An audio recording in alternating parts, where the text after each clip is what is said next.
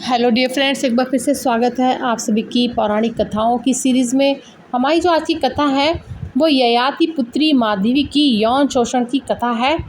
तो चलिए देखते हैं कि आखिर माधवी के साथ क्या हुआ था, ययाति पुत्री माधवी के साथ। तो चलिए कथा शुरू करते हैं। आज की पौराणिक कहानी है नहुल कुश में उत्पन्न चंद्रवंश के 5वें राजा ययाति की पुत्री माधवी की। इस कथा का वर्णन महाभारत के उद्योग पर्व के 106वें अध्याय से 123वें अध्याय में आता है। माधवी थी तो राजपुत्री, पर उसके पिता ययाति ने उसे इसलिए गालव ऋषि को सौंप दिया था ताकि वो उसे अन्य राजाओं को सौंपकर अपने गुरु विश्वामित्र को गुरु दक्षिणा देने के लिए 800 श्वेत वर्णी अश्व प्राप्त कर सके। गालव ऋषि ने उसे 3 राजाओं और अंत में अपने गुरु विश्वामित्र को सौंपा। आइए कथा को विस्तार से जानते हैं। गालव ऋषि विश्वामित्र के बड़े प्रिय शिष्य थे। जब उनका अध्ययन पूर्ण हुआ तो नियमानुसार गुरु से दीक्षा लेकर गृहस्थाश्रम में प्रविष्ट होने की अनुमति लेने का अवसर उपस्थित हुआ। गालव ने सोचा यही अवसर है जबकि मैं गुरु के प्रति में अपनी अपार श्रद्धा भक्ति एवं श्रद्धा का परिचय दे सकूँगा। उन्होंने निश्चय किया कि अपनी शक्ति के अनुसार कोई न कोई गुरु दक्षिणा देकर ही आश्रम से विदा लेंगे, किंतु उनके गुरु विश्वामित्र से गालव की स्थिति छिपी नहीं थी। फलतः गालव के अनेक अनुरोधों एवं दुराग्रहों को क्षमा कर उन्होंने गृहस्थ आश्रम में प्रविष्ट होने की अनुमति प्रदान की, किंतु गालव भी अपने निश्चय के प्रति अविचल थे। उन्होंने यह कदापि स्वीकार नहीं किया कि गुरु को कोई दक्षिणा दिए बिना ही वे आश्रम से विदा लें। वह अपने निश्चय पर डटे रह गए और विश्वामित्र के बहुत कुछ समझाने बुझाने पर अंत तक यही कहते रहे, गुरुदेव, मेरी विद्या तब तक फलवती नहीं हो सकी जब तक मैं आपको कोई दक्षिणा न देता।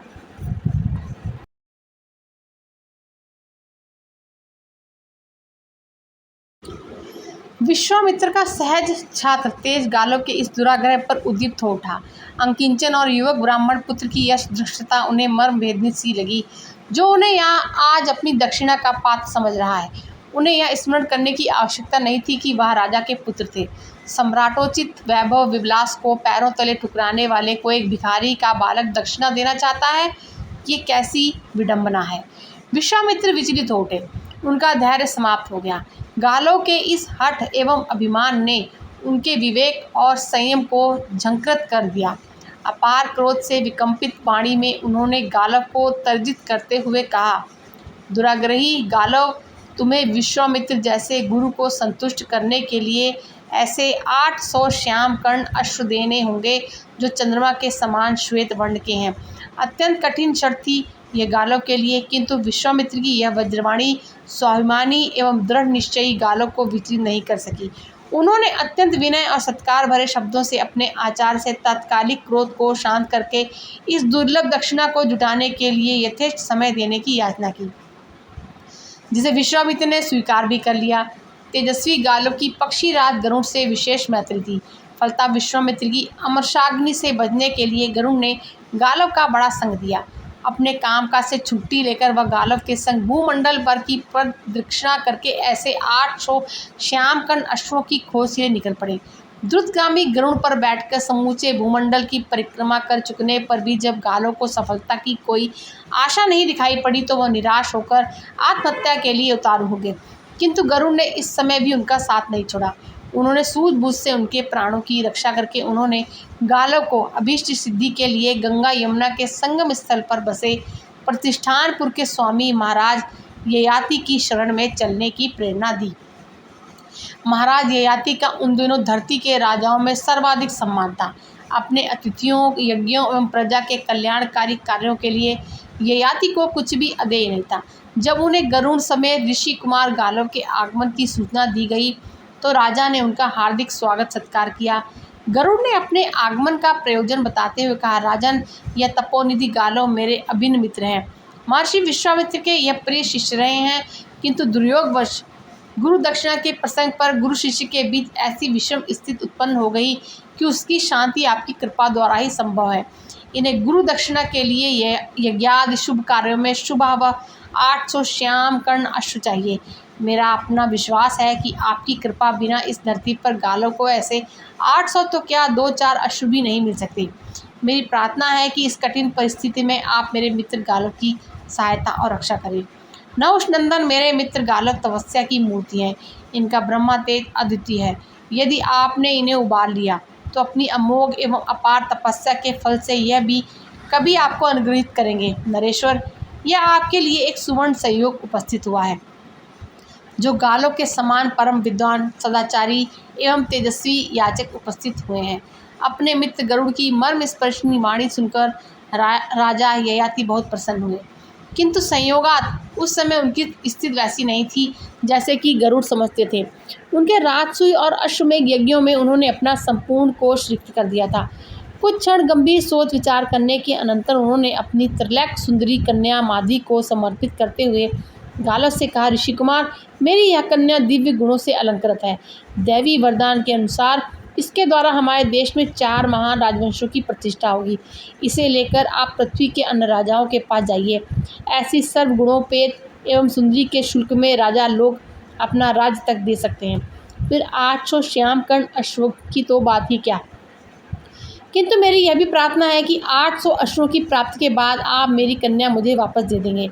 ययाति पुत्री माधवी को संग लेकर गरुड़ और गालव सर्वप्रथम अयोध्या के राजा हरेश्वर के पास पहुँचे, जो उस समय न केवल अपनी दानशीलता, शूरता, परम दुख कातरता तथा समृद्धि के कारण धरती भर में प्रसिद्ध थे, वरन संसार भर से चुने हुए अश्वों को रखने के कारण भी विख्यात थे।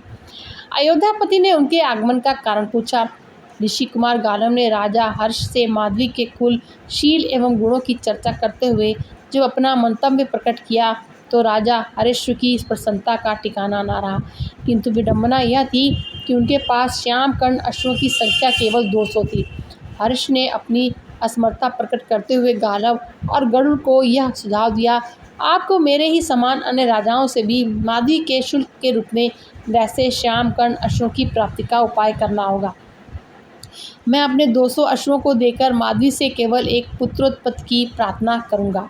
दूसरा कोई चारा न होने के कारण गालव और गरुड़ ने अयोध्यापति हर्ष की बात मान ली और ययाति पुत्री माधवी को अयोध्या में निर्दिष्ट अवधि के लिए छोड़कर कुछ दिनों के लिए अन्यत्र चले गए। यथा समय राजा हरेश्वर के संयोग से माधवी ने वसुमना नामक सर्वगुणोपेत पुत्र को उत्पन्न किया, जो बाद में चलकर अयोध्या के राजवंश में परम प्रसिद्ध हुआ।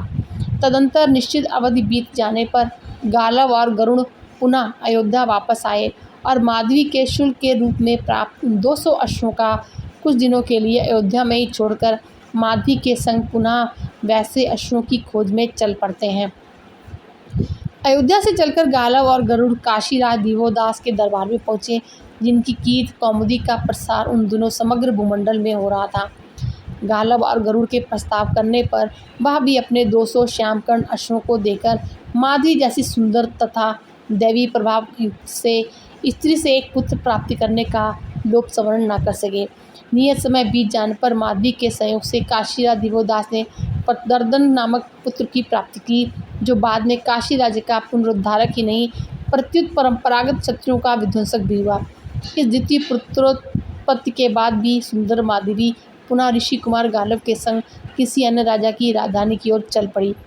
इस बार गालव और माधवी पक्षीराज गरुड़ के संग भोजराज कुशीनगर के यहाँ पहुँचे तो अपने समय के राजाओं से प्रतिष्ठित थे। भोजराज की अतिशय समृद्धि और अदम्य दानशीलता की उन दिनों पृथ्वी पर बड़ी चर्चा थी, किंतु संयोगता उनके पास भी 200 श्यामकर्ण अश्व थे। गालव और गरुड़ की प्रार्थना पर राजा कुशीनगर ने भी त्रिलैक सुंदरी माधवी के संयोग से एक पुत्र प्राप्त कर अपने उन दुर्लभ अश्वों को उन्हें सौंप दिया। भोजराज का यही तेजस्वी पुत्र बाद में शिवी के नाम से विख्यात हुआ, जिसकी दानशीलता की अमर कहानी आज भी पुराणों की शोभा है। इस पुत्र की उत्पत्ति के बाद भी माधवी का रूप यौवन पूर्वत बना रहा। गालव को अपनी गुरु दक्षिणा के लिए अब 200 अश्व ही शेष थे, किंतु चिंता की बात यह थी कि गालव द्वारा विश्वामित्र से प्राप्त की गई अवधि समाप्ति पर थी और गरुड़ को यह ज्ञात हो चुका था कि धरती पर इन 600 श्यामकर्ण अश्वों के सिवा अन्यत्र कहीं भी एक नहीं बचा है। अब गालव की विश्वामित्र की शरण छोड़कर कोई अन्य गति नहीं थी। अंततः गरुड़ की सलाह मानकर 600 अश्वों और त्रैलोक्य सुंदरी माधवी तथा गरुड़ को संग लेकर वह विश्वामित्र के समूह पहुँचे और शेष 200 अश्वों की प्राप्ति में असमर्थता प्रकट करते हुए विनय भरे स्वर में कहा, गुरुवर, आपकी आज्ञा से इस भूमंडल पर प्राप्त 600 श्यामकर्ण अश्वों को मैं ले आया हूँ, जिन्हें आप कृपा कर स्वीकार करें। अब इस धरती पर ऐसा एक भी अश्व नहीं बचा है अतः मेरी प्रार्थना है कि शेष 200 अश्वों के शुल्क के रूप में आप दिव्यांगना माधवी को अंगीकार करें। गालव की प्रार्थना का अनुमोदन गरुड़ ने भी किया। विश्वामित्र ने अपने प्रिय शिष्य की प्रार्थना स्वीकार कर ली और माधवी के संयोग से अन्य राजाओं की भांति उन्होंने भी एक तेजस्वी पुत्र की प्राप्ति की, जो कालांतर में अष्टक के नाम से प्रसिद्ध हुआ। बड़ा होने पर विश्वामित्र की अनुमति से अष्टक ने उनकी राजधानी का सारा कार्यभार ग्रहण किया और माधवी के शुल्क के रूप में प्राप्त उन 600 दुर्लभ श्याम कर्ण अश्वों का भी वही स्वामी हुआ। इन चारों पुत्रों की उत्पत्ति के बाद माधवी ने गालव को ऋण करा दिया। फिर तो वह अपने पिता राजा ययाति को वापस कर दी गई, क्योंकि उसके पिता ने केवल 800 श्याम कर्ण अश्वों के शुल्क के लिए ही गालव को प्रदान किया था। वो अपने पिता के घर वापस पहुंचने पर वह पूर्ववत समादृत हुई। उसके अनंत रूप और यौवन में 4 पुत्रों की उत्पत्ति के बाद भी कोई कमी नहीं हुई। अपने इन चारों यशस्वी पुत्रों की उत्पत्ति के बाद जब वह पिता के घर वापस आई तो पिता ने उसका स्वयंवर करने का विचार प्रकट किया, किंतु माधवी ने अन्य किसी पति को वरण करने की अनिच्छा प्रकट कर तपोवन का मार्ग ग्रहण किया। तो फ्रेंड्स, ये थी हमारी आज की कहानी देखने सुनने के लिए बहुत बहुत शुक्रिया।